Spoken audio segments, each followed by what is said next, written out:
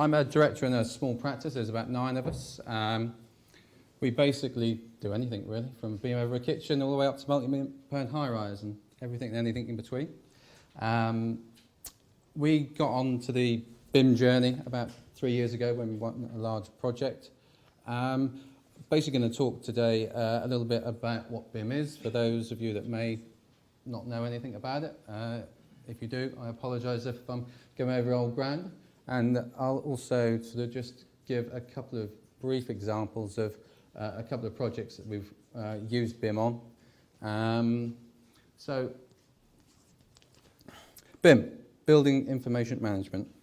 It's a common buzzword, but often misinterpreted. Some professionals just believe that this is shorthand for 3D modelling. It is not. It is intended to represent much more. In its simplest term, it's a collaboration tool for every discipline and every member of the design team in the construction industry.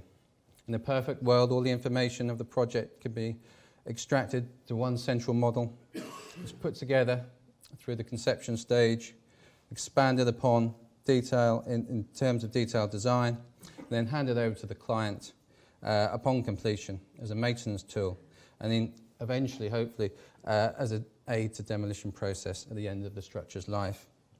Unfortunately, we're not quite there yet, and there are several reasons for this. It's often miscommunicated.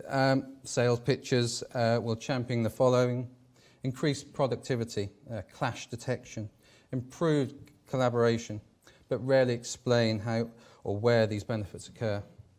Clearly motivated by profit, the software sales teams are often not equipped to explain the more technical aspects of what potential benefits can be gained. And obviously, they will not mention the risks. The geeks is not my word, but BIM is typically the domain of the tech-obsessed members of our staff, and that's certainly the case in our company. And it perhaps, let's say, that it's brought in through the lower guys in the team and not the management hierarchy. So when it is introduced, it usually grows from the bottom up, whereas ideally, we'd like to, the way a company operates, it should really grow from the top down. Although, let's say for us guys and smaller businesses, this isn't too much of an issue really. It's difficult to quantify. There are benefits to BIM, but it isn't easy to distill the potential and return on your investment in one simple figure. So much depends on how much the BIM is implied, and the returns could be both positive and negative. To make matters more confusing, there are many different types of software available. This is just a small sample. At this point, the software your business will require mostly depends on what you specifically require in terms of IT and, of course, your budget. Eventually, the intention is that all these systems will integrate with each other as one happy family. As of today, happy families are somewhat of a myth. There are several free viewers out there to download, which can read most of the widely observed common formats, which is IFC. But exporting your detailed model into these free viewers, you will inevitably lose certain bits of information that were developed in the original, more powerful software. And this, of course, can be frustrating. There are many companies out there throughout the UK, several here in London, that are willing to offer training on all these software platforms. Their prices range from hundreds to thousands of pounds, and their results are mixed. There's also a burgeoning number of free alternatives out there. You go onto YouTube and you can, of course, find lots of tutorials out there, but these are not approved, and sometimes they lack structure and sequence.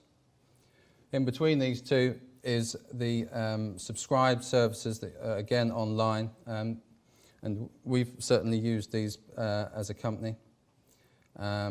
Let's say they're slightly more structured than the free stuff on YouTube, and it's got our guys up and running, and they're obviously financially they're easier to get guys up and running than the courses that are generally sort of down here and further afield. But ultimately, the more you work on a system, whatever platform that you choose, the more competent you'll hopefully become. But don't be put off. There are clear benefits to BIM. Communication and comprehension. Although it's not the only novelty of BIM, the advantage of putting together a 3D model of a project makes it easy to discuss the aspects with other members of the design team, and also can aid when talking and discussing issues with clients who may not be as technically minded as the members of the team. If you're making alterations to existing buildings or spaces and sites that's modelled, obviously it's easier to do this once a model has been put together on the fly, and you can also, in some instances, realise other alternatives to a scheme that you may not have originally spotted on site. But again, BIM is not just a tool for 3D modelling. If the model is built correctly, all manner of project data can also be integrated and managed effectively.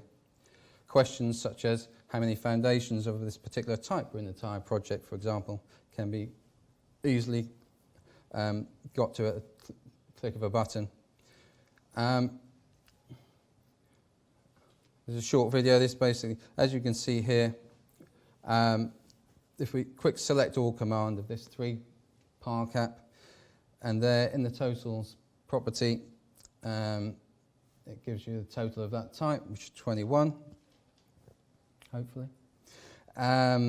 These can be temporarily isolated if you want.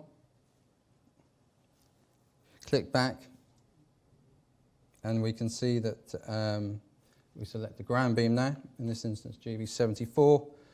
There's the individual volume.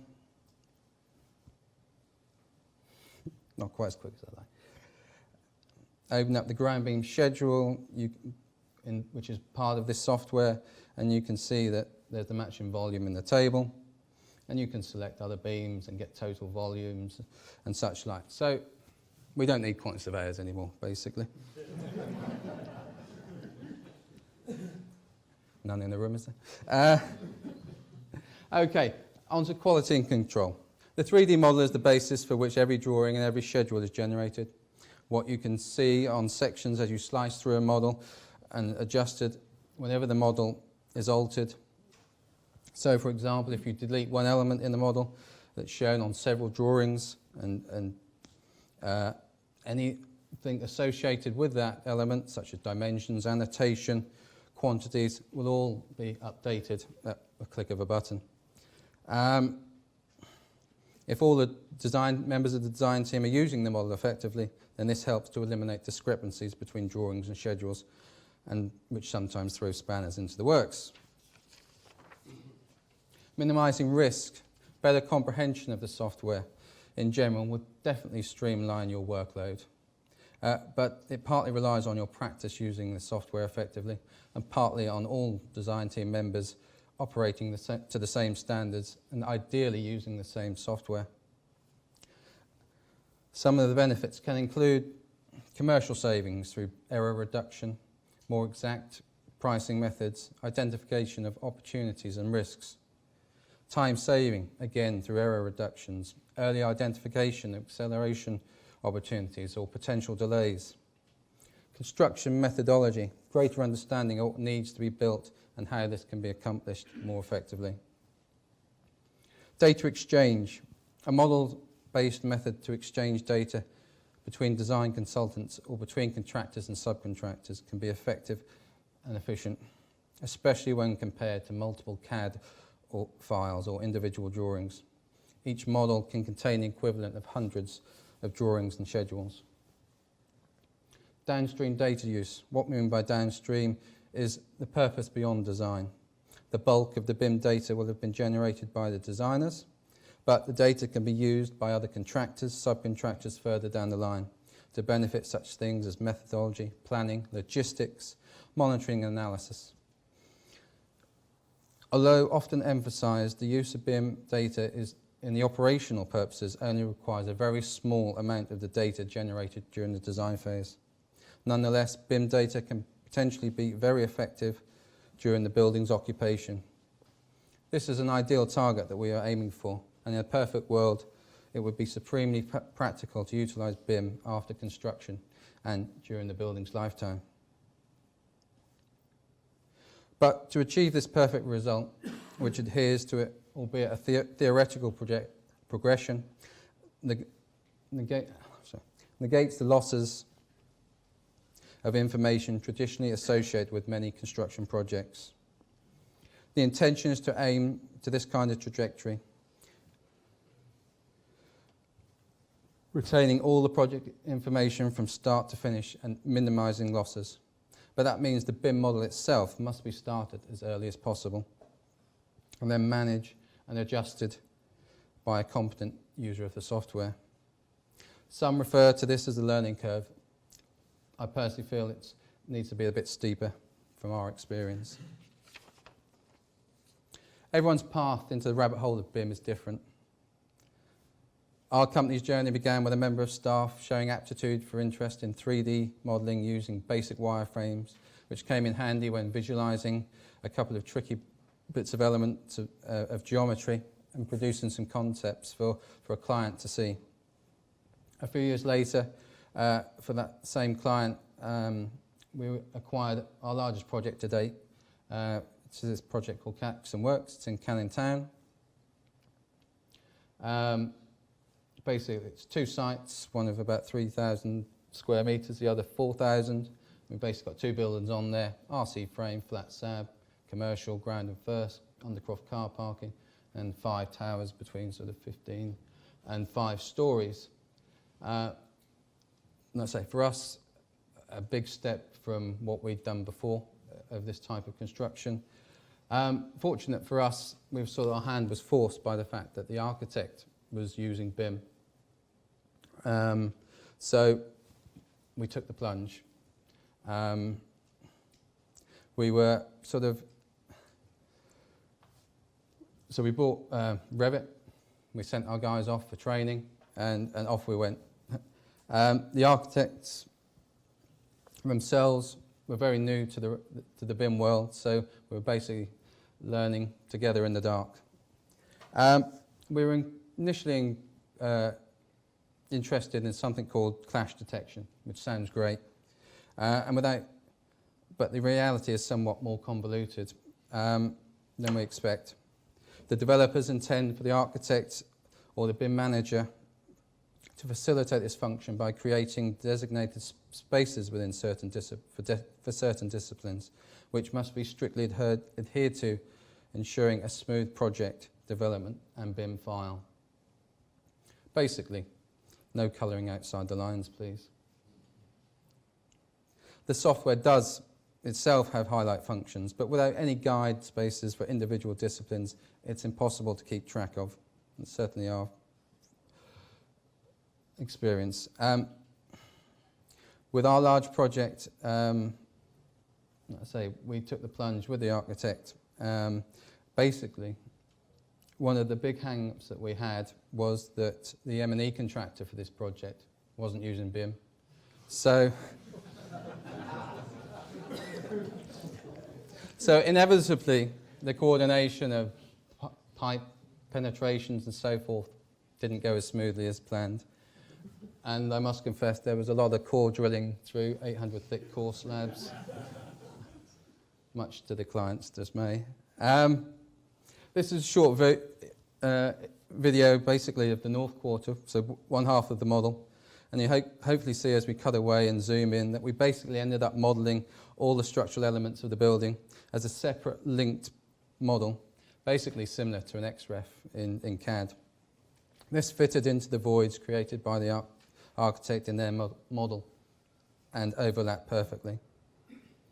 Problems did arise, though, by not having the same version of the program, because collaboration between older and newer versions incurred delays, and every time the architect sent an updated file, because backward compatibility in older software versions is not permissible, it basically took nearly 2 hours to convert that to our later version.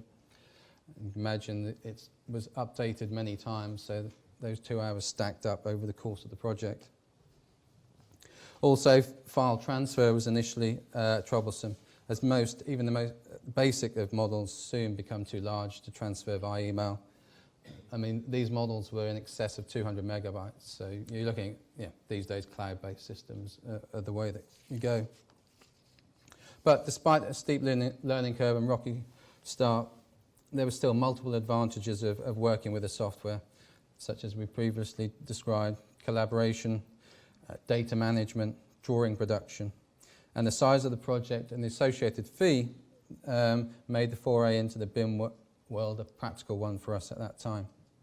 There were still many elements of the program that we've not even touched, and this is for several reasons. One being that there's a lot of our collaborators aren't BIM ready yet, and also a lot of the projects that we get involved with, BIM just isn't warranted. As I said, most of the stuff that we do, unless it's sort of large-scale projects like this, which sort of come along fleetingly for us, our bread and butter is the domestic end and residential, small scale. So those projects, don't necessarily warrant, the time and cost of putting a BIM model together. I'd imagine as the programs develop, and it becomes quicker and more cost-effective to produce models, there's things like 3D laser surveys out there, point clouds and that, then inevitably we'll all get there with every scale of project. This is a project that we've recently done BIM on. It's a very small scale project for an agrochemical company back in Norwich. The client had a microstation program which basically had the model of the main building and all of the plant and machinery inside it, but we were working outside. We basically ended up putting this together because it was so long-winded trying to convert a microstation file by doing site surveys and stuff like that. But it became invaluable, really, for several reasons. One, again, as intimated before, a visual tool for our client, and in terms of collaborating with the other disciplines. Thankfully, on this one, the M&E consultant is using BIM, so there's a lot of pipe work that's not shown on here. So coordinating that was a lot more fruitful than on previous projects. And also, where BIM comes into its own, really, when there's multiple changes, although it's fairly limited in what it is, but there's been a lot of changes over the last 2 and 3 months, and had changes this morning just before we come in. But with it all modelled, those changes, are very quickly and rapidly put into place, and the multiple drawings are easily issued to the contractor on site.